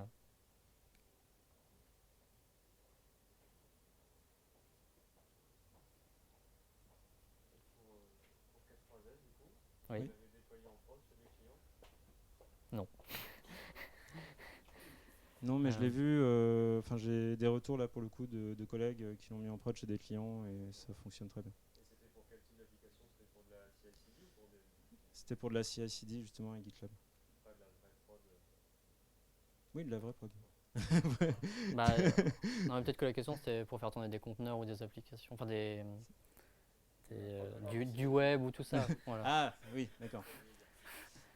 Pour la, en fait, Oui, c'est ça, exactement. C'est le point qui pêche actuellement. c'est ça, c'est pour ça ouais, que c'est limité.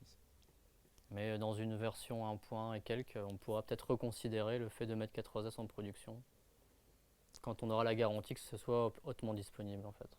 Ouais. Oui.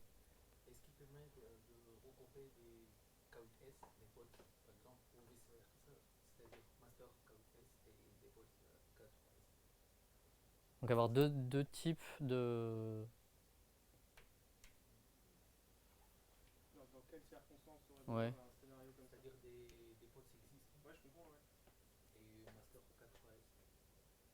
Un nœud K8s, c'est je comprends pas.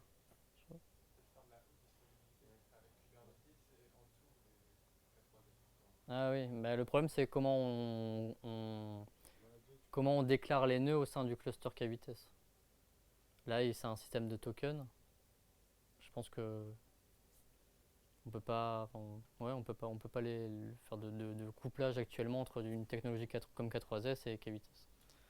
Après, justement, dans le cas client que j'ai vu, il y avait des clusters Kubernetes EKS et des clusters K3s qui étaient, comment dire, qui étaient différenciés, mais qui fonctionnaient sur la même infra et qui potentiellement communiquaient à base d'API ou de choses comme ça. En fait, c'était utilisé, par exemple, si on voulait l'utiliser sur Scaleway, ah si, ils ont un système de cube, mais sur des VM plus légères dans certains endroits et sur des VM plus lourdes à certains endroits. Enfin, on peut mixer justement en fonction des tailles d'instances qu'on veut mettre. Et tout en gardant le même langage de YAML propre à Cube, quoi.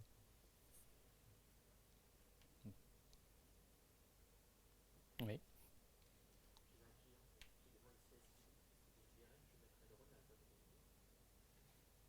Un client qui Oui.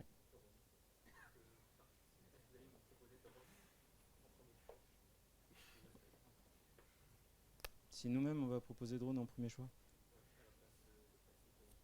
Bah, Enfin, franchement, ça dépend des circonstances. Ça dépend des circonstances.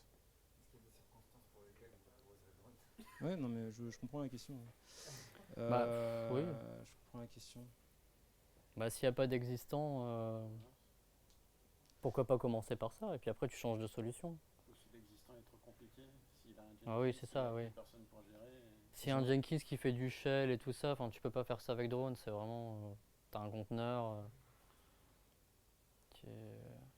qui va tester bah, l'application en elle-même. Tu vois, Jenkins c'est beaucoup plus large, tu peux faire vraiment des tas de choses. Là, le cas, c'est si jamais tu n'as aucun existant, que le client souhaite pourquoi pas bah, faire des chaînes d'intégration continue rapidement et facilement. Ouais, mais là, sur Pourquoi PCI, pas? par exemple. Enfin, Ah, mais non, mais il y en existe des tas d'autres. Je veux dire, on peut aussi installer on peut se connecter sur GitLab public et utiliser GitLab CI sans créer de runner, sans rien du tout. Après, voilà. Le but, c'est est-ce que le client veut maîtriser son infrastructure? Est-ce qu'il veut l'installer? Est-ce qu'il a des données sensibles? Voilà, il peut y avoir vraiment plein de réflexions autour de ça. Mais typiquement, moi je me crée un compte sur GitLab public et puis j'utilise GitLab CI. C'est aussi rapide. Je veux dire, je fais un repo privé. J'ai pas besoin d'installer drone. Mais voilà, ça répond vraiment à des problématiques. Pardon? Un GitHub Action.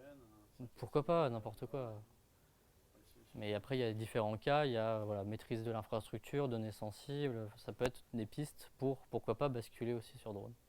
Du peu que j'ai vu de drone, une des limitations, peut-être que ça le supporte, mais on l'a pas vu, mais c'est moi à la fin d'une build pipeline, je veux peut-être réutiliser mon artefact de build dans ma release pipeline. Voilà, là je sais pas si on peut générer des artefacts, je sais pas si on peut en utiliser dans une autre.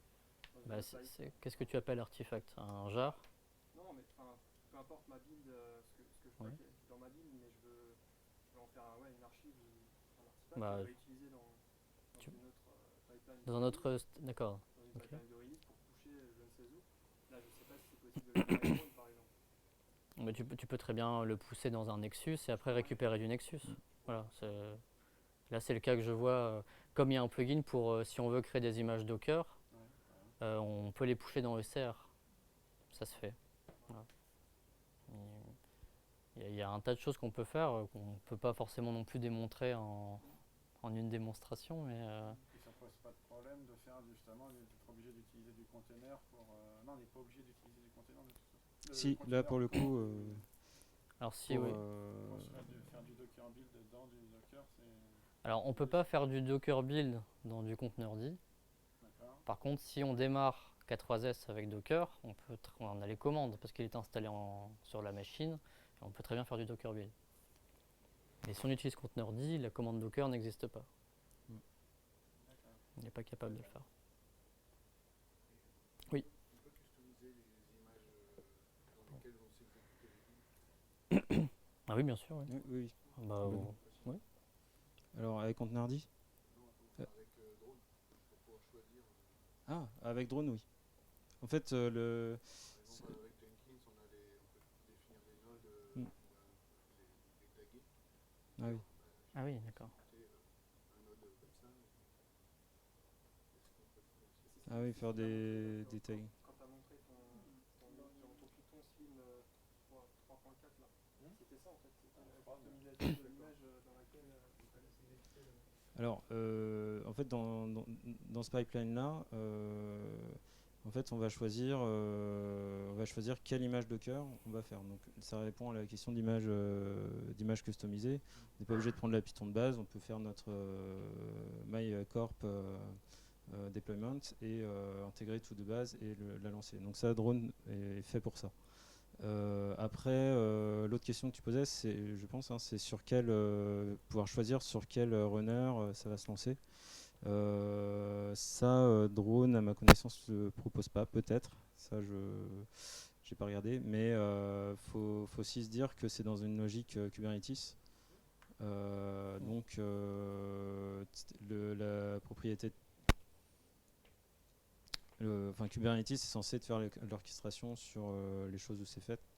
Et en fait, tu auras toujours le même truc de base qui sera lancé. Tu n'auras pas à dire la partie Python c'est là, la partie Ruby c'est là. En fait, vu que c'est du conteneur.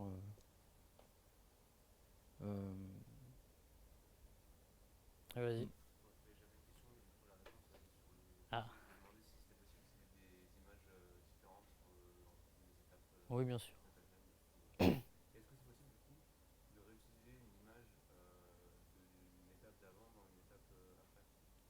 Donc ça supposerait qu'on ait créé une image dans l'étape d'avant et qu'on aurait poolé l'image qu'on a créée dans l'étape d'après. Ou sinon, il y a la possibilité de store, Oui. et de faire du persistent store et de le récupérer d'un build à l'autre. Ouais. Non, ça fait partie des. Il y a beaucoup de questions. Oui, pas de souci. On a vu tout à l'heure sur le drone qui Oui. gère en fait les séquences. Donc imagine que par exemple j'ai plusieurs téléphores qui se connectent dessus. Est-ce qu'il gère des permissions, genre qui peut voir quoi? Ou c'est le fait d'avoir un compte, c'est open bar? En fait, les permissions, elles se reposent essentiellement sur le système qui est présenté par GitHub. Donc ça va récupérer le découpage qui a été fait au niveau de GitHub. Et il y a aussi, on l'a vu avec le user Prometheus, il y a aussi une partie de découpage de user directement au niveau du coup de drone. Et donc voilà, donc faut allier ces deux outils-là pour gérer ça. Et pour la deuxième question, en fait, est-ce que drone il gère les différents modèles de déploiement, genre Canary déploiement ou Blue déploiement? Alors ça c'est plus Cube en fait qui va. Il faudrait regarder au côté des plugins qui existent. Je sais par exemple qu'on peut piloter du Nomad ou d'autres choses pour des déploiements. Et Nomad peut faire du Canary deployment ou du rolling update. Donc ça dépend avec quoi tu t'interfaces derrière. Mais je pense pas que ce soit Drone qui va faire. C'est plus Drone qui va utiliser un composant pour utiliser ça. C'est ça, un drone va permettre le déclenchement de. Voilà. Donc ça dépend les. je dirais même que c'est au niveau cube, au niveau du cluster. Oui, complètement. Tout à fait, ouais.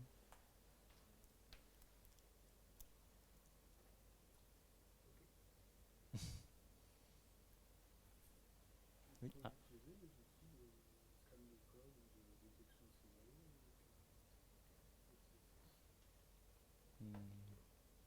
On l'a pas testé. C'est une bonne question. Pour moi, il n'y a pas de. Il n'y a pas de contre-indication. Encore une fois, hein, ce qui est sûr, c'est qu'il n'intègre pas de base, hein. Si tu veux mettre du Solar, tu devras interfacer Solar avec drone. Après, c'est exactement la même question que sous Circle pour le coup. Il faut arriver à l'exécuter depuis ton conteneur. Donc oui, c'est possible.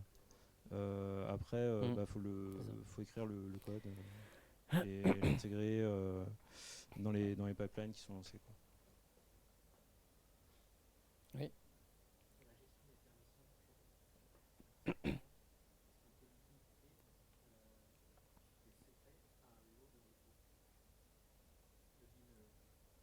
Oui, je vois.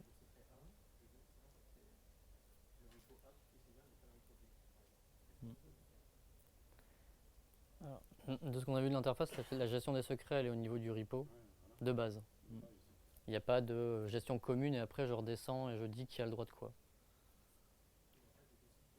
Oui, c'est-à-dire il n'y a pas comme sur Jenkins où on crée un secret et après c'est ton job ou ta pipeline qui va utiliser le secret en question. Et tu vas dire, bah voilà, moi je peux utiliser celui-là et j'ai déclaré tout en haut du chapeau, quoi. Tout en haut. Non, ouais, d'organisation, ouais. Mais ok. Ok, d'accord. Alors, les organisations dans drone, c'est ça? Ouais. Ok, donc dans ce cas, c'est ça. En fait, de base, il va proposer les variables d'environnement Ouais. par repo et potentiellement il y a des trucs, des environnements partagés.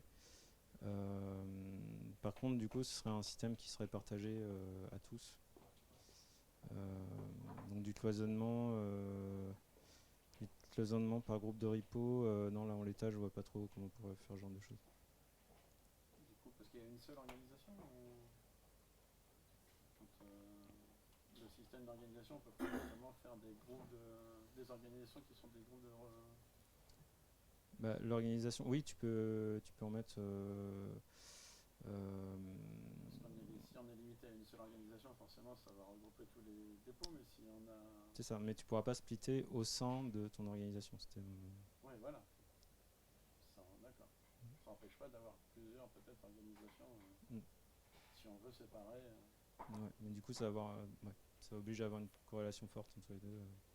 Mais oui, on peut s'organiser pour... Ouais, c'est pas bête. C'est ça.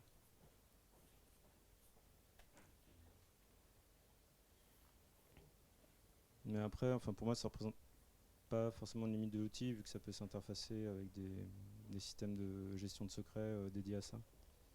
Donc, Ouais, par exemple, ça. Vault.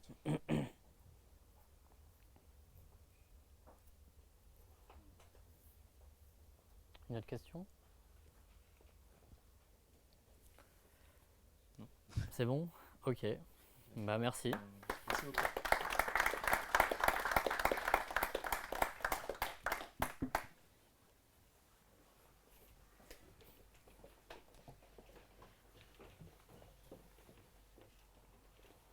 Au final, c'était bien du Python dans le code de votre collègue. Si c'est son rapport Terraform. Non, parce que